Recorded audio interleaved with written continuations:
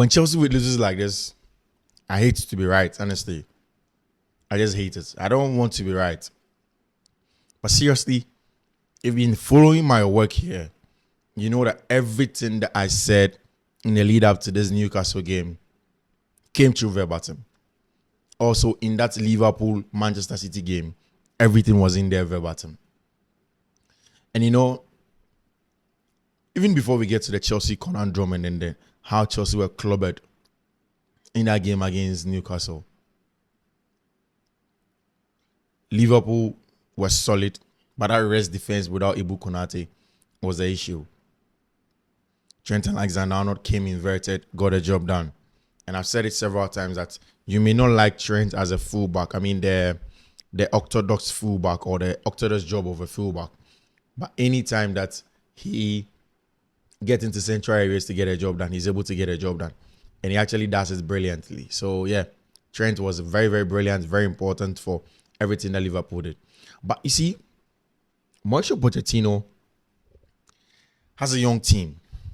And I understand. I remember during international break, I did my analysis where I said that Chelsea's biggest problem are going to be consistency and then beating the smaller clubs.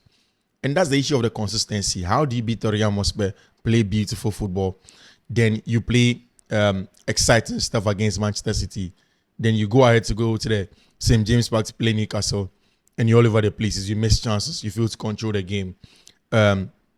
You don't have a foothold of the game that much, and then you are in trouble. Now, look at what Chelsea went into the game with. I remember, number one, I mentioned that I don't see the need that Thiago Silva should play this game. It was always going to be high intense.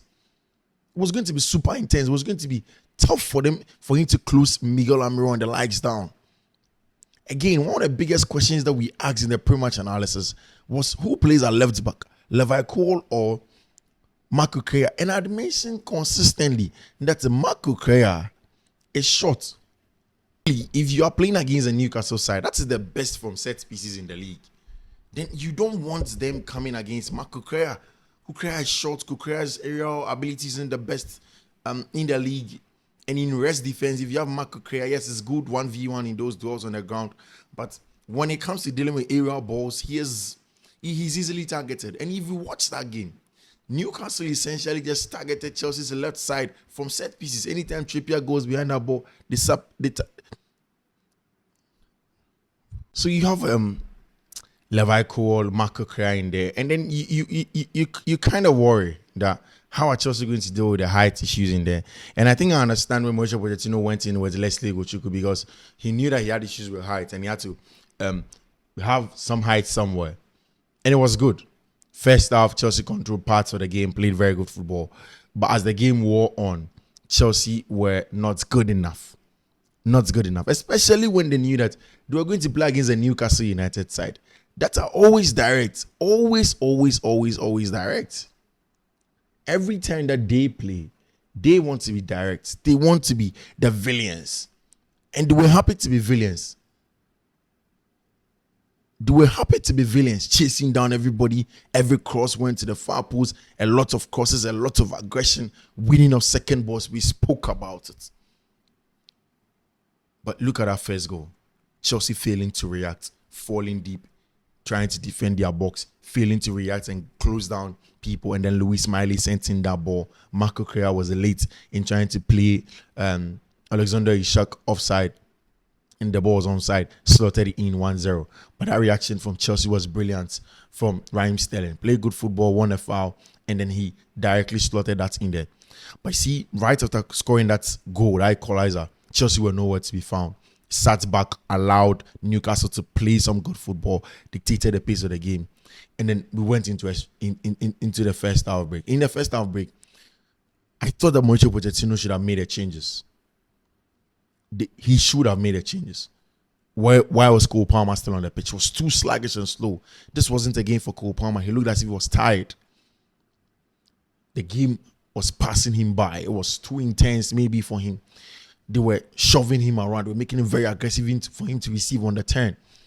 And that's why I put the blame on the hands of Mauricio Pochettino. And again, the fact that he wasn't even on the touchline makes it much more apparent that you need to be much more proactive.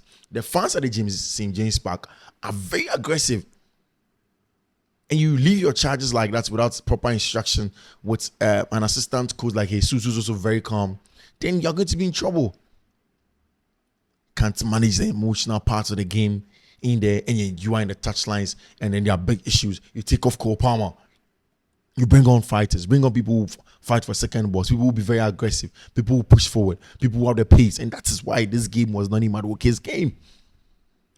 There was no way Noni Maduoke shouldn't have played this game. Maduoke should have been in this game. And then go into this game, Chelsea end up conceding a second from those set pieces that we spoke about. Gameresh at the last post, Lascelles at the last post.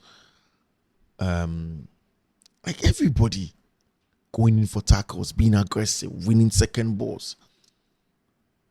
And you see, funny enough, that ball was on the right. They worked it to the left.